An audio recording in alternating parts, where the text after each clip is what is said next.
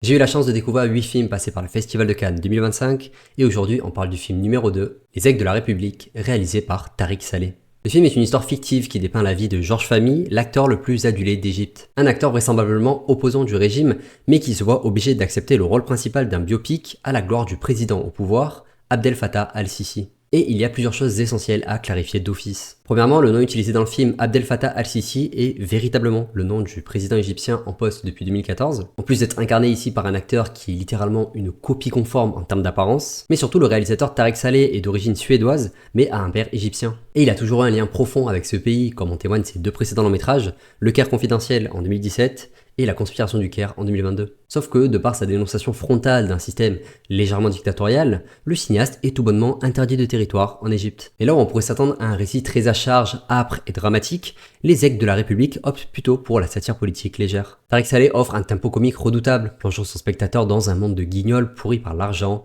et la misogynie. Qualifiant par exemple le coup d'État de 2014 en simple révolution populaire, ou encore l'adhésion au régime de pur patriotisme. On se souviendra tout particulièrement de cette fantastique scène de repas entre hauts dignitaires de l'État, brassant toute la facticité relationnelle de ces sphères intouchables. Et malgré cette facette de pure comédie, le film reste un geste militant d'une puissance assez dingue. Il questionne tout particulièrement l'importance majeure du soft power et de la propagande s'immisçant insidieusement dans l'art afin de toujours mieux contrôler les populations. Mais aussi de l'hypocrisie des privilégiés, à commencer par cet acteur incarné par l'excellent Fares Fares. Revendiquant en permanence son intégrité et ses convictions personnelles, je cite « je ne travaille pas pour le régime », et s'engouffrant pourtant peu à peu dans le confort offert par les avantages de sa position. Tout le reste du casting est par ailleurs excellent, en plus d'être porté par une excellente BO signée Alexandre Desplat, tout en subtilité. Un récit passionnant donc qui va malheureusement finir par un peu s'étioler. Le milieu du long métrage sombre dans un ventre mou conséquent avec une écriture qui commence à bégayer, se perdant dans des histoires de coucherie et d'abrutissement par les privilèges où tout semble subitement un peu vain et facile. Le ton se veut plus sérieux, mais ironiquement le film raconte beaucoup moins de choses. Pour autant, on sent qu'une tension latente émane du long métrage, à l'instar d'un piège mortel qui pourrait se refermer à tout moment sur notre protagoniste principal. Et ça ne manque pas, après environ 1h30 de film,